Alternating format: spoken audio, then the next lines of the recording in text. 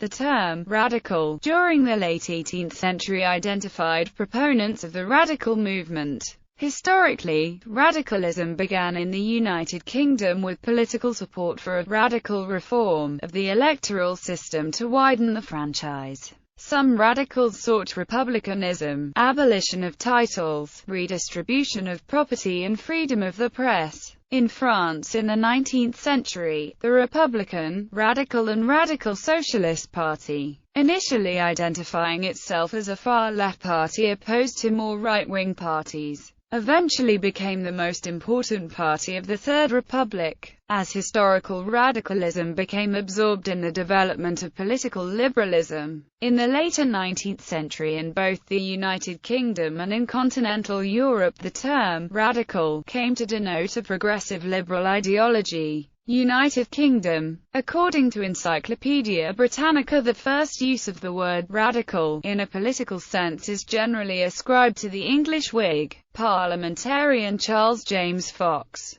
In 1797, Fox declared for a radical reform of the electoral system. This led to a general use of the term to identify all supporting the movement for parliamentary reform, initially confined to the upper and middle classes. In the early 19th century, popular radicals brought artisans and the laboring classes into widespread agitation in the face of harsh government repression. More respectable, philosophical radicals followed the utilitarian philosophy of Jeremy Bentham and strongly supported parliamentary reform, but were generally hostile to the arguments and tactics of the popular radicals. By the middle of the century, parliamentary radicals joined with others in the Parliament of the United Kingdom to form the Liberal Party, eventually achieving reform of the electoral system. Origins: the radical movement had its beginnings at a time of tension between the American colonies and Great Britain, with the first radicals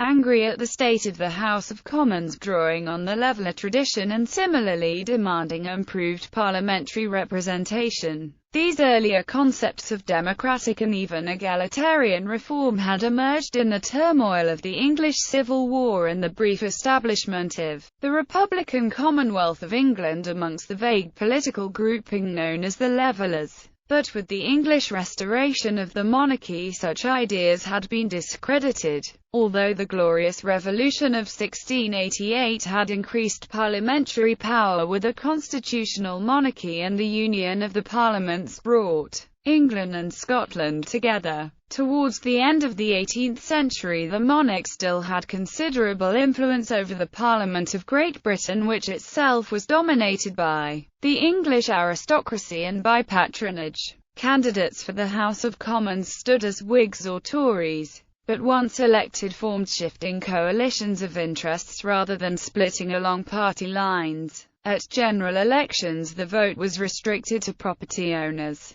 in constituencies which were out of date and did not reflect the growing importance of manufacturing towns or shifts of population, so that in many Rottenborough seats could be bought or were controlled by rich landowners, while major cities remained unrepresented. Discontent with these inequities inspired those individuals who later became known as the Radical Whigs. William Beckford fostered early interest in reform in the London area. The Middlesex Radicals were led by the politician John Wilkes, an opponent of war with the colonies who started his weekly publication The North Briton in 1764 and within 2 years had been charged with seditious libel and expelled from the House of Commons. The Society for the Defence of the Bill of Rights, which he started in 1769 to support his re-election, developed the belief that every man had the right to vote and natural reason, enabling him to properly judge political issues. Liberty consisted in frequent elections.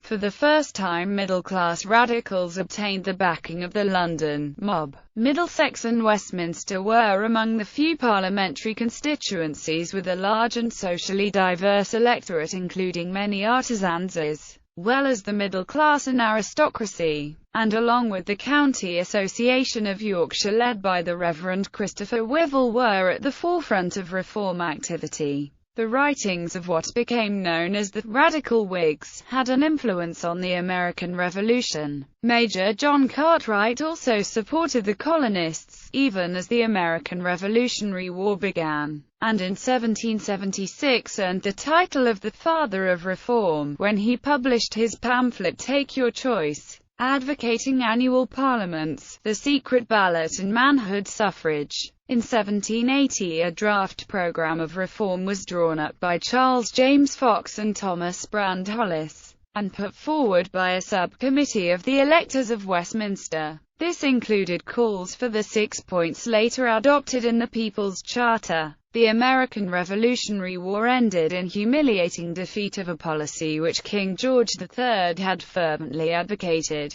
and in March 1782 the king was forced to appoint an administration led by his opponents which sought to curb royal patronage. In November 1783 he took his opportunity and used his influence in the House of Lords to defeat a bill to reform the British East India Company, dismissed the government and appointed William Pitt the Younger as his Prime Minister. Pitt had previously called for Parliament to begin to reform itself, but he did not press for long for reforms the king did not like. Proposals Pitt made in April 1785 to redistribute seats from the rotten boroughs to London and the counties were defeated in the House of Commons by 248 votes to 174. Popular agitation in the wake of the French Revolution. Thomas Paine wrote The Rights of Man as a response to Burke's counter-revolutionary essay Reflections on the Revolution in France, itself an attack on Richard Price's sermon that kicked off the so-called pamphlet war, known as the Revolution Controversy. Mary Wollstonecraft, another supporter of Price, soon followed with a vindication of the rights of woman.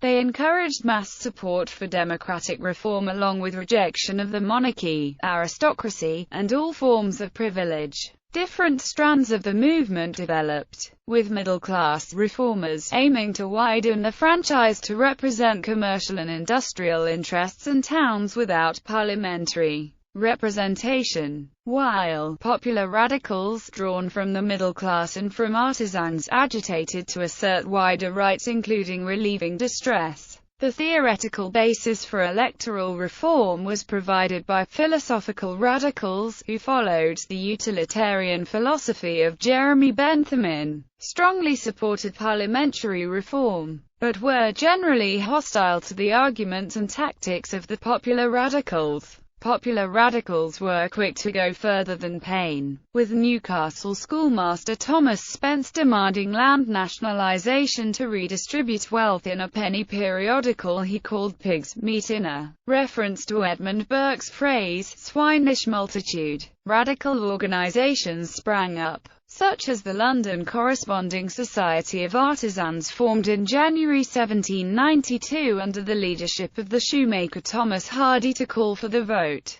One such was the Scottish Friends of the People Society, which in October 1793 held a British convention in Edinburgh with delegates from some of the English corresponding societies. They issued a manifesto demanding universal male suffrage with annual elections and expressing their support for the principles of the French Revolution. The numbers involved in these movements were small, and most wanted reform rather than revolution. But for the first time working men were organizing for political change. The government reacted harshly, imprisoning leading Scottish radicals, temporarily suspending habeas corpus in England and passing the Seditious Meetings Act 1795, which meant that a licence was needed for any meeting in a public place consisting of 50 or more people. Throughout the Napoleonic Wars the government took extensive stern measures against feared domestic unrest. The corresponding societies ended, but some radicals continued in secret, with Irish sympathisers in particular forming secret societies to overturn the government and encourage mutinies. In 1812 Major John Cartwright formed the first Hampden Club, named after the English Civil War parliamentary leader John Hampden, aiming to bring together middle-class moderates and lower-class radicals. After the Napoleonic Wars, the Corn Laws and bad harvests fostered discontent. The publications of William Cobbett were influential, and at political meetings speakers like Henry Hunt complained that only 3 men in 100 had a vote. Writers like the Radicals William Hone and Thomas Jonathan Wooler spread dissent with publications such as The Black Dwarf in defiance of a series of government acts to curb circulation of political literature. Radical riots in 1816 and 1817 were followed by the Peterloo Massacre of 1819, publicized by Richard Carlile, who then continued to fight for press freedom from prison. The Six Acts of 1819 limited the right to demonstrate or hold public meetings. In Scotland, agitation over 3 years culminated in an attempted general strike, an abortive workers' uprising crushed by government troops in the Radical War of 1820. Magistrates' powers were increased to crush demonstrations by manufacturers and action by radical Luddites, to counter the established Church of England doctrine that the aristocratic social order was divinely ordained. Radicals supported Lamarckian evolutionism, a theme proclaimed by street corner agitators as well as some established scientists such as Robert Edmund Grant. Political reform. Economic conditions improved after 1821, and the United Kingdom government made economic and criminal law improvements, abandoning policies of repression. In 1823, Jeremy Bentham co-founded the Westminster Review with James Mill as a journal for philosophical radicals, setting out the utilitarian philosophy that right actions were to be measured in proportion to the greatest good they achieved for the greatest number. Westminster elected 2 radicals to Parliament during the 1820s.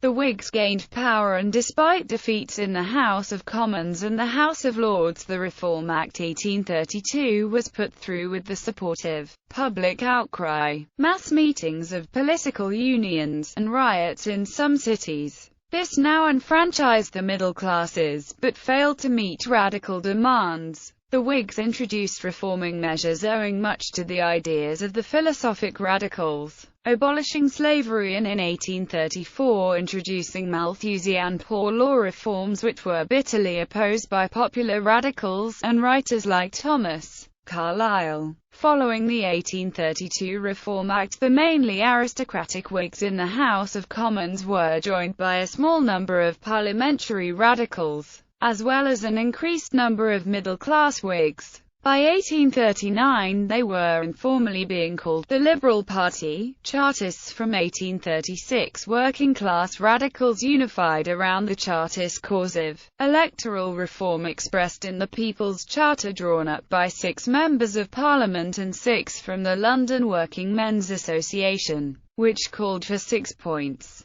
Universal suffrage, equal-sized electoral districts, secret ballot, an end to property qualification for Parliament, pay for members of Parliament and annual parliaments. Chartists also expressed economic grievances, but their mass demonstrations and petitions to Parliament were unsuccessful, despite initial disagreements. After their failure, their cause was taken up by the middle-class Anti-Corn Law League, founded by Richard Cobden and John Bright in 1839 to oppose duties on imported grain which raised the price of food and so helped landowners at the expense of ordinary people. Liberal reforms. The parliamentary radicals joined with the Whigs and anti-protectionist Tory Peelites to form the Liberal Party by 1859. Demand for parliamentary reform increased by 1864 with agitation from John Bright and the Reform League, when the Liberal government led by Lord Russell and William Ewart Gladstone introduced a modest bill for parliamentary reform. It was defeated by both Tories and Reform Liberals, forcing the government to resign. The Tories under Lord Derby and Benjamin Disraeli took office, and their new government decided to ditch the Whigs and take a leap in the dark to take the credit for the reform. As a minority government, they had to accept radical amendments, and Disraeli's Reform Act 1867 almost doubled the electorate,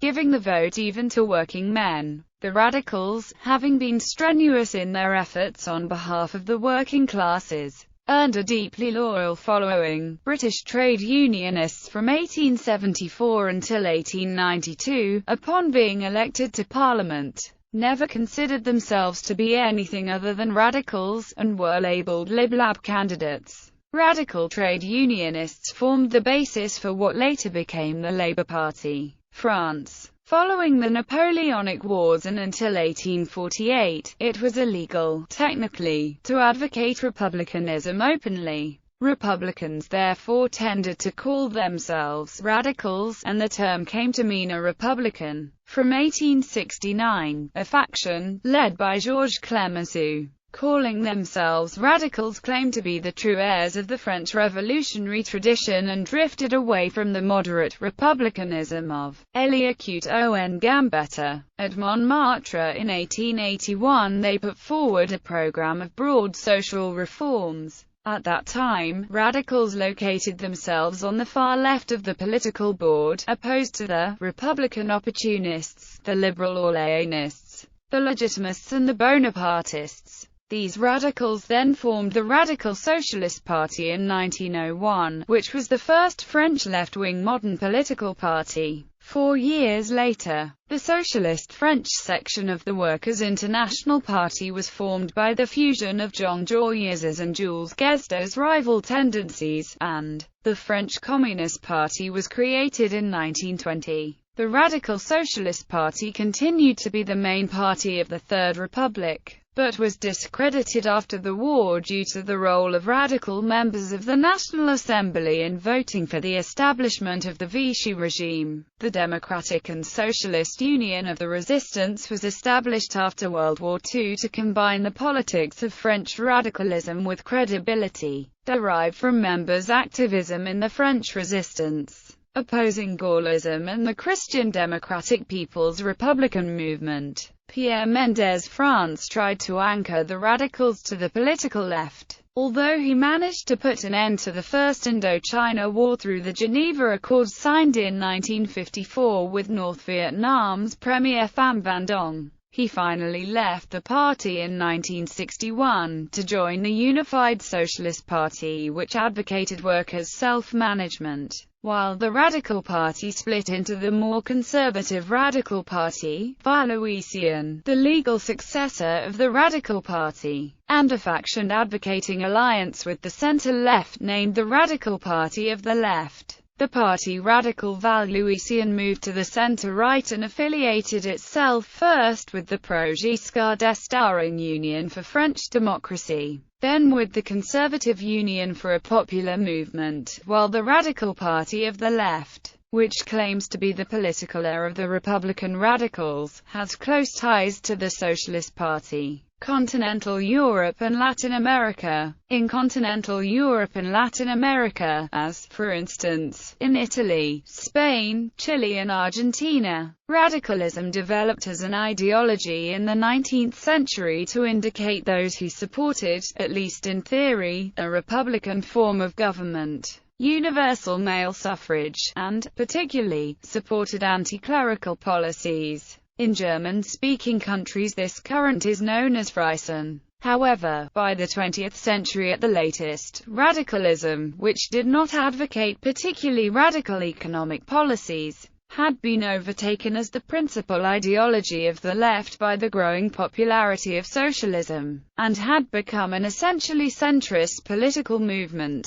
Serbia and Montenegro. Radicalism had played a pivotal role in the birth and development of parliamentarism and the construction of the modern Serbian state, leading to the Yugoslavian unification. The People's Radical Party, formed in 1881, was the strongest political party and was in power in the Kingdom of Serbia more than all others together. The 1888 Constitution of the Kingdom of Serbia that defined it as an independent nation and formalized parliamentary democracy was among the most advanced in the entire world. Due to radical contribution, it's known as the Radical Constitution. In 1902 a crack had occurred in which the Independent Radical Party left and the oldie remained in the party, leading it to its considerable downfall and veering into conservatism. In the Yugoslavian kingdom, The independent radicals united with the rest of the Serbian opposition and the liberal and civic groups in the rest of the new country and formed